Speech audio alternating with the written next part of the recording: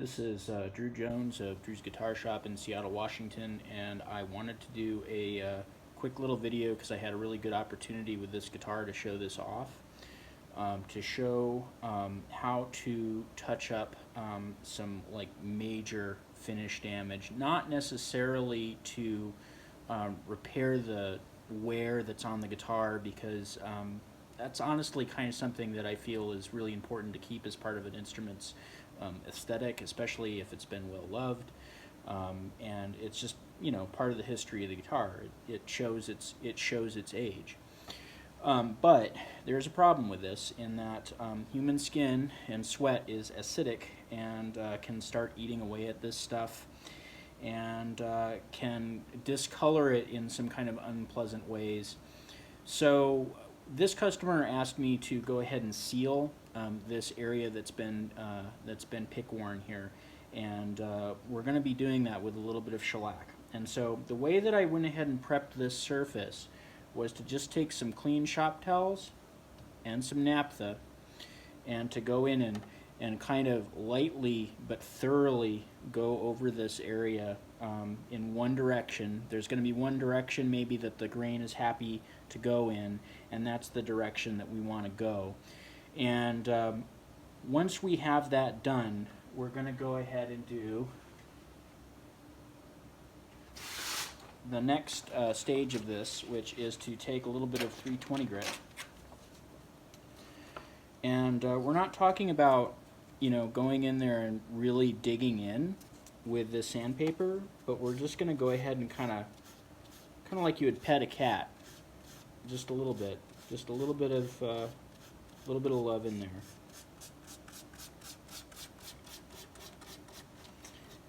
And basically what we're doing is we're just kind of trying to knock off some of the little kind of fuzzy bits of wood that may be hanging around, that may kind of interfere with the way that the finish that we're going to be applying is going to lay. And we want that to kind of lay down as neatly as possible. And so you can see that I didn't really spend a whole lot of time with that, and you know, that's about as heavy as I would go with that. The next thing I'm going to do is I'm just going to take a really, you can see that I just tore this off, a really fresh hunk of steel wool, and this is 4/0, so this is really fine stuff, and I'm going to go in and do the same thing. The finish that's around this area is pretty damaged, and this is really fine steel wool, and the finish on this guitar is pretty well, you know, kind of semi-gloss at this point anyway, and so I'm not too concerned about going in and hitting the finish around it, because I'm also going to come in and polish this afterwards. So again, mainly what I'm worried about is just getting that grain to lay down really nice and smooth in those areas where that pick damage is. Just going around here, being kind of careful to stay off of that pick guard, because that will definitely show a little bit of steel wool in one direction if you aren't careful. A little bit in here. And you can go a little bit in two directions if there's kind of a lot of stuff to get rid of, but really you kind of want to pick a direction and go. And, you know, again, usually the grain will kind of tell you which direction that is going to be. There's going to be one direction that it kind of lifts more of those fuzzies, and there's going to be one direction where it lays those fuzzies down. So as you can see that there's some steel wool dust on here. I'm just going to go ahead and kind of tip this over and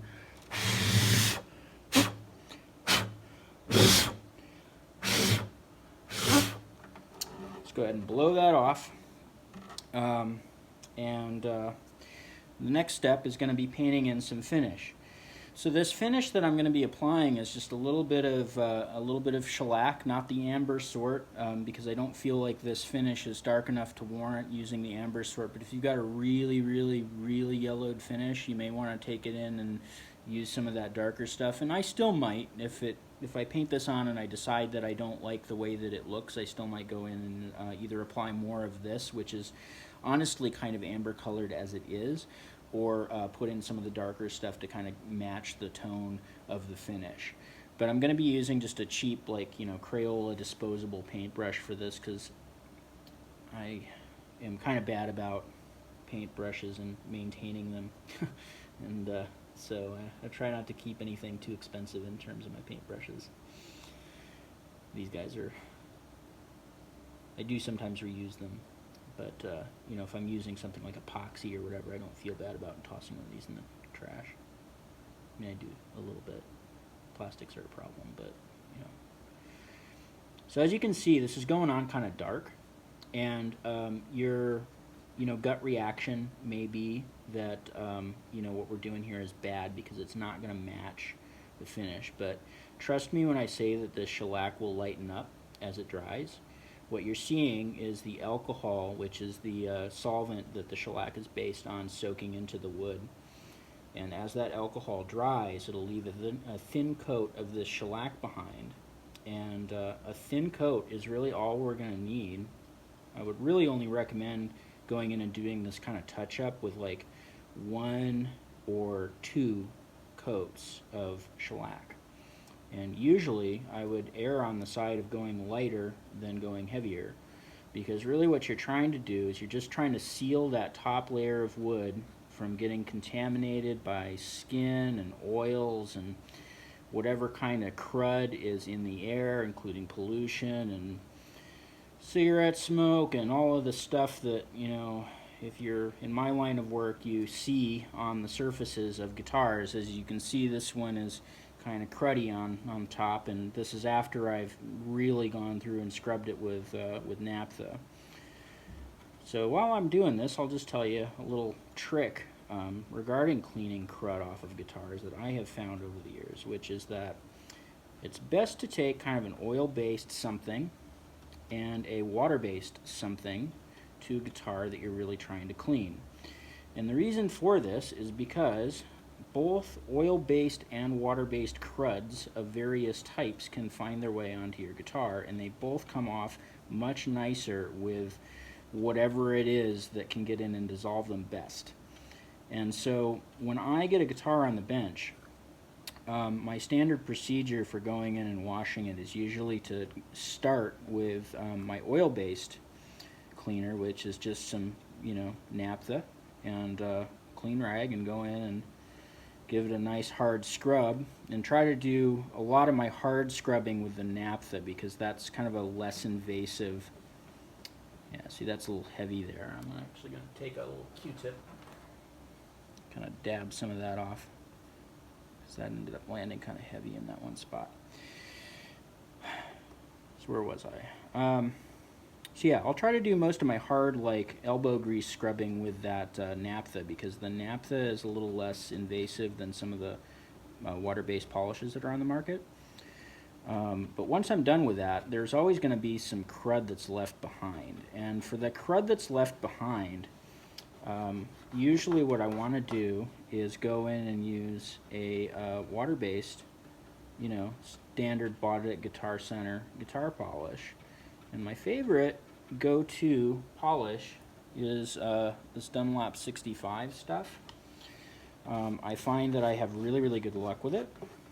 It's, you know, it does a really good job on most of the things that I encounter. It doesn't, to my knowledge, contain a whole lot of abrasives, which some polishes do, and it doesn't, to my knowledge, contain any waxes. At least I don't see a waxy coat when I get done using it, which I have encountered with some polishes. Namely, when I've used Gibson guitar polish, I've seen a really heavy coat of wax after I've applied that stuff that I have to then kind of scrub out. So yeah, that'll generally go ahead and get rid of the rest of the crud that's on the guitar, and you can then kind of go in and do a clean wipe with a bare rag with nothing on it to kind of do your last little wipe down, which will get rid of, you know, any polish residue or whatever's on there. Or, you know, if it's a guitar that you're really trying to give a shine to, You can then go a step further and take it to a buffing wheel if you've got access to one. And you're very careful, because a buffing wheel is really great at grabbing guitars and throwing them on the floor if you do not know what you're doing. So I recommend staying away from that if you don't know what you're doing. I've even seen experienced people do that same exact thing.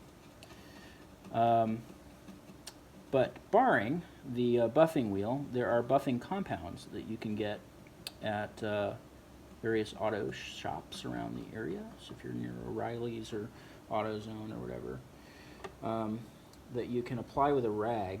And the way that you would apply those is to just put a little tiny bit on a rag, very, very little. Doesn't take much.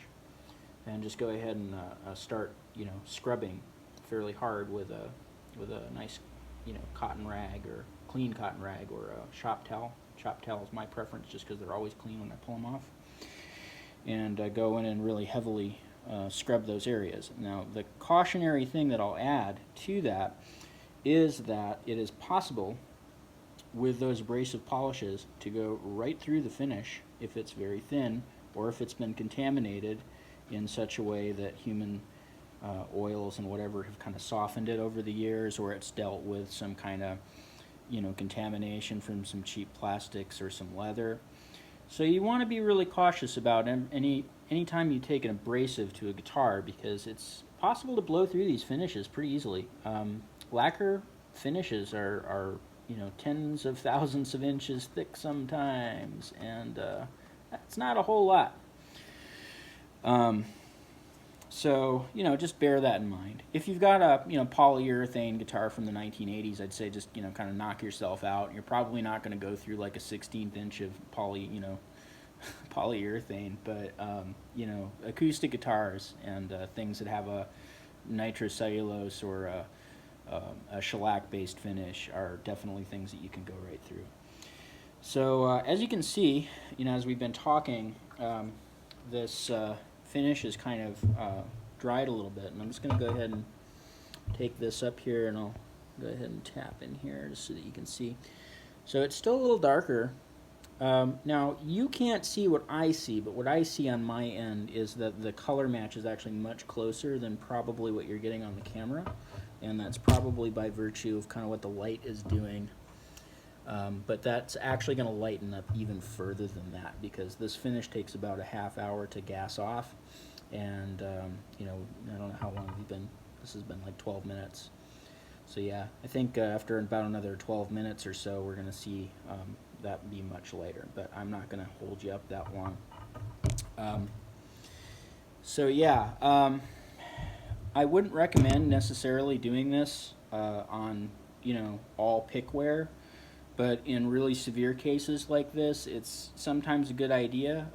I've watched videos with the luthier who maintains Willie Nelson's Trigger, and I know that this is a treatment that his guitar gets when it goes back to the shop for setups and repairs.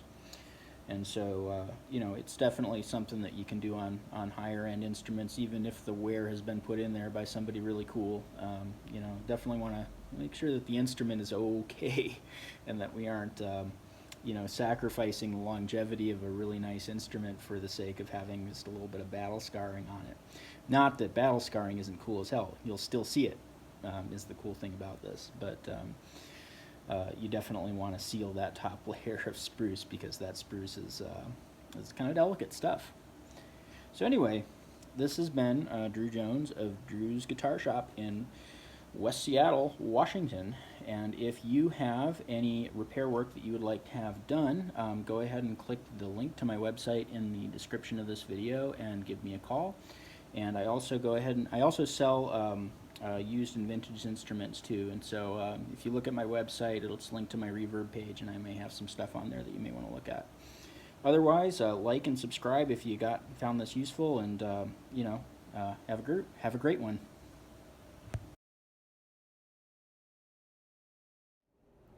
So I just wanted to come back and do a second part of this video just to show you what this looks like once it's cured. So as you can see, the finish has actually dried out, and it's mellowed out in terms of its color, and so, you know, giving you a few different angles on this. There is just a little bit of darkness kind of around the edge here, and some of that is going to go away when we go in and do the last stage of cleaning, which is going to be another wipe of naphtha, and then a thorough scrub down with some water-based polish. Yeah, as far as I'm concerned, the wood has been sealed, and so that's the most important bit.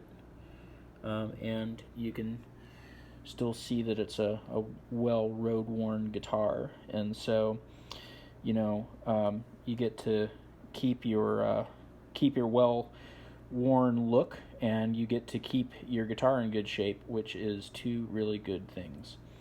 Anyway, I'll also see if I can take a still picture and put that at the end of the video, just so that you can see what it looks like. And yeah, thanks for watching.